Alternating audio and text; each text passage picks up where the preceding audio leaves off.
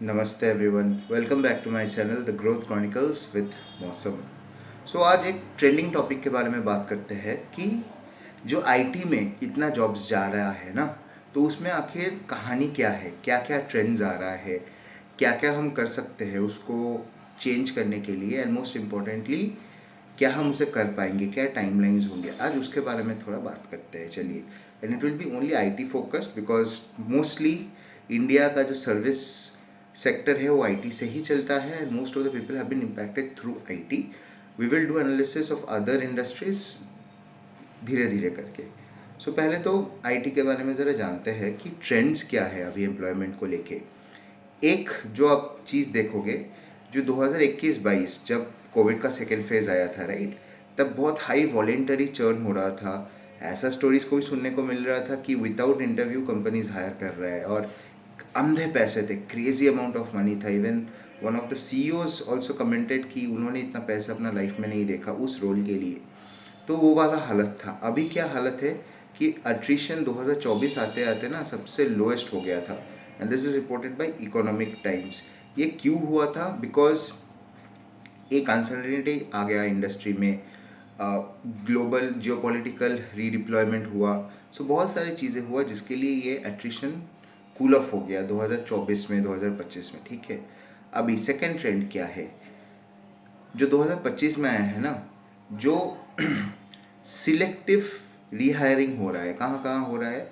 Major technologies जैसे कि AI में, क्लाउड में, सिक्योरिटी रोल्स में, ये सब रोल्स में स्पेशलाइजेशन हायरिंग हो रहा है, और इसमें वैकेंसीज है, अपॉर्चुनिटीज़ है। तो ऑब्वियसली डिसरप्शन कहाँ पे हो रहा है? जो रूटीन इंफ्रा वाला रोल्स होते हैं, जो मैनुअल टेस्टिंग वाला रोल्स है, जहाँ पे रिपीटेटिव कोडिंग लगता है, उतना ज़्यादा अपस्किलिंग का ज़रूरत नहीं, उतना ज़्यादा थिंकिंग का ज़रूरत नहीं है, तो वो सारे रोल्स अभी डिसरप्ट हो रहा है। तो ऑब्वियसली एक हमें सोचना पड़ेगा कि डिमांड जो है हायरिंग में किस किस जगहों पे जा रहा है। अगर आप देखो तो ये जो रिस्ट्रक्चरिंग है, जिसके लिए टीसीएस में भी 12,000 जॉब्स कट हुए हैं, एआई रिलेटेड जो रिस्ट्रक्चरिंग है, और ऑटोमेशन रिलेटेड हम बोल सकते हैं, इसमें डिमांड ना 3 टेक्नोलॉजीज का बहुत हाई हो चुका है। एक है क्लाउड, सेकंड है एआई, और थर्ड है साइबर सिक्योरिटी। बहुत सारा लोग बोल रहे हैं कि एआई सीखो, एआई सीखो, एआई सीखो। ऑब्वियसली एआई सीखो, लेकिन 2-3 और भी टेक्नोलॉजीज़ है जिस पे ग्रोथ है अच्छा खासा, वहाँ पे स्किल सेट का कमी है। तो अगर आप उसमें स्किल कर गए तो आपको बहुत सारा न्यू अपॉर्चुनिटीज़ मिल जाएगा एक्सप्लोर करने के लिए। तो ये रहा मोटा मोटा ट्रेंड्स कि क्या हो रहा है आईटी इंडस्ट्री में in terms of people going of, people coming in, churn, demand कहाँ पे है। अब थोड़ा समझते हैं कि रिस्क किसको है एक्चुअली में। जब हम बोलते हैं कि पूरा आईटी इंडस्ट्री रिस्क पे है, आईटी इंडस्ट्रीज ख़त्म हो जाएगा, जो सब डेवलपर्स है उनका जॉब चला जाएगा, तो एग्जैक्टली मीन क्या करते हैं, किस पोजीशन में, किस रोल में ये इम्पैक्ट आएगा सबसे ज़्यादा?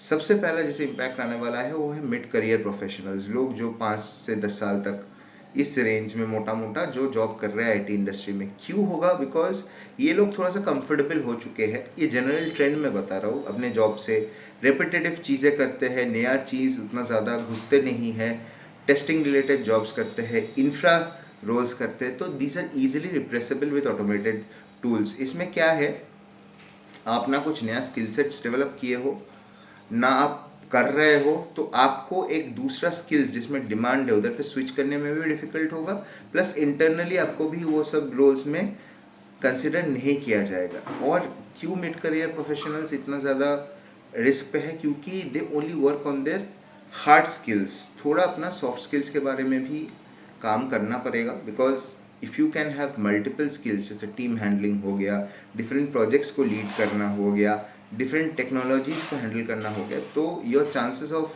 getting selected for another role, another project, another industry altogether if you want to go are much much higher. तो ये चीज़ें हैं। अब बेनिफिशियरीज कौन होगा इसमें से? जो लोग ऑलरेडी अपना करियर ट्रांजिशन कर रहे हैं या फिर थोड़ा थोड़ा करके अपस्किलिंग कर रहे हैं in the demand shift areas I talked about, जैसे कि AI/ML specialist, cyber security, cloud specialist. इनमें जो लोग थोड़ा थोड़ा करके अपने आप को अपस्किल कर रहे हैं, they will get a lot of roles. जो ऑलरेडी इसका एक एक्सपर्ट लेवल हो चुके हैं उनका उनका तो बल्ले बल्ले है इस टाइम पे। That is what data says, that is what the trend says, है ना।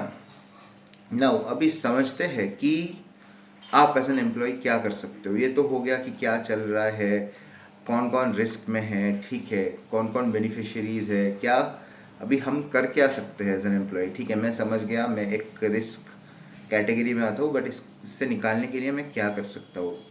एक अपना स्किल सेट्स प्रायोरिटाइज करो। सभी एआई बोल रहे हैं तो आपको एआई करना है ऐसा कोई लोड नहीं है। 2-3 स्किल्स सीखो जो हाई वैल्यू है, जिसमें आप कुछ डेमोन्स्ट्रेट कर पाओगे, आपके पास पोर्टफोलियो होगा टू शो। खुद का प्रोजेक्ट्स कीजिए, आपका फ्री टाइम में कुछ फ्रीलांसिंग काम कीजिए जो आप कर सकते हो इन द लीगल डोमेन। मतलब लीगल डोमेन मतलब जिसको आप लीगली कर सकते हो कीजिए, अपना स्किल सेट को थोड़ा सा बढ़ाइए। 2 बहुत इंपॉर्टेंट है, work on your soft skills. Soft skills में अगर आप काम करोगे तो यू आर मोर एम्प्लॉयबल। अगर आप डेटा देखोगे रिसेंट ट्रेंड्स का, जो हाईएस्ट पेइंग जॉब्स है ना, उसमें से हार्ड स्किल्स या technical skills hardly matters 40 to 45%, more than 50% matters is your soft skills, your communication skills, the way you present your ideas to the people. Second है, अपना repetitive role end to end delivery छोड़ दो। वो है, you have already achieved a mastery over it. Do value added work, उसके ऊपर बेहतरी आप क्या कर सकते हो। Think exponential and not incremental. Thirdly, किसी कंपनी में हो तो रिस्क लेवल पे हो तो अपना विजिबिलिटी बढ़ाओ। Go and present your work to the senior management. Talk like a manager, think like a manager and execute like an engineer. और क्या है, इंटरनल मोबिलिटी बढ़ाओ। लुक फॉर स्ट्रेच रोल्स, जहाँ पे बहुत डिफिकल्ट है, कुछ नया टेक्नोलॉजी है, उसमें आपको डेवलप करो तो बेटर होगा। Next what you can do is you should have open source contributions. उसमें क्या होगा ना, कोई भी सर्टिफिकेशन का अभी धीरे धीरे करके क्या होता था, लास्ट 5 ईयर्स में ही सर्टिफिकेशन का दौर आया था। सर्टिफिकेशन है तो मतलब ठीक है, बंदा ने अच्छा काम किया है।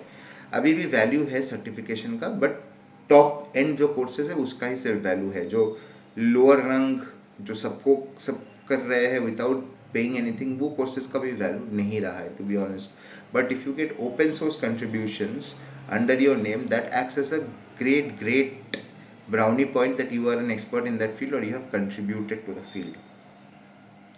चलिए, ये बात हो गया कि एज एन एम्प्लॉय क्या कर सकते हो। Now as a leader what you should do. 1, अपने फर्म में स्किल ऑडिट कीजिए और लोगों को रीडेवलप कीजिए। इसका मतलब है, जो पकड़ लो टेस्टिंग का काम कर रहा है कोई भी टेक्नोलॉजी में, उसको कोई नया टेक्नोलॉजी में आप टेस्टिंग का रोल दे सकते हो क्या। जो बेसिकली पैरेलल लोज होते हैं उसमें आप उसको डालो, उसमें उसका स्किल डेवलपमेंट होगा, प्लस धीरे धीरे करके वो अपना कंफर्ट फैक्टर से भी निकलेगा। सेकंड है, लोगों को माइक्रो रोटेट करो प्रोजेक्ट्स में। Let them handle projects which have new age technology, which have futuristic innovation over there.